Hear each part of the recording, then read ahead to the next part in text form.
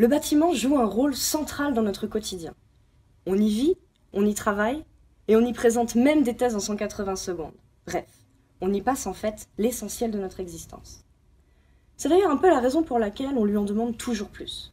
Il faut qu'il soit beau, fonctionnel, confortable, mais aussi il faut qu'il consomme très peu d'énergie, voire pas du tout, qu'il produise zéro déchet, zéro polluant pour préserver l'environnement, et surtout, il faut qu'il ne coûte pas trop cher, ni à construire, ni à entretenir. Et aujourd'hui, cerise sur le gâteau, le bâtiment fait lui aussi sa révolution numérique. Cette révolution, ça s'appelle le BIM, le Building Information Modeling, la modélisation des informations du bâtiment, si vous préférez. On construit en fait un bâtiment virtuel pour s'assurer que le bâtiment réel sera lui aussi beau, écolo et pas cher.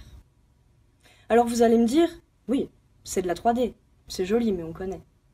Mais le BIM, c'est beaucoup plus que de la 3D. Le BIM, c'est avant tout beaucoup d'informations qui vont décrire dans les moindres détails tous les éléments du bâtiment futur. Les matériaux, les équipements, leurs coûts, leurs performances, mais aussi leur durabilité. Et l'objectif de ma thèse, c'est de comprendre comment le BIM et son cortège d'informations vont transformer nos méthodes de travail actuelles. Parce que l'air de rien, toutes ces données, eh bien, il faut les récolter, il faut les traiter, il faut bien sûr les entretenir, presque en temps réel. Et en ça, le BIM représente un changement radical dans nos manières de concevoir, de construire et même de gérer nos bâtiments. Et le changement, eh bien, ça demande beaucoup d'efforts, ça n'est jamais immédiat. Et pour peu qu'on s'y soit mal préparé, le changement peut même induire des conséquences inattendues, voire carrément indésirables. Et moi, ce qui m'intéresse, c'est de savoir si on peut préserver à la fois notre planète, notre santé, notre porte-monnaie, et faire du BIM le tout sans la moindre mauvaise surprise. Alors pour vérifier si tout ça fonctionne de manière cohérente et harmonieuse, j'ai réuni tout ça dans un seul et même modèle dynamique. Ce modèle, il me permet de représenter la manière dont tous ces éléments agissent les uns avec les autres.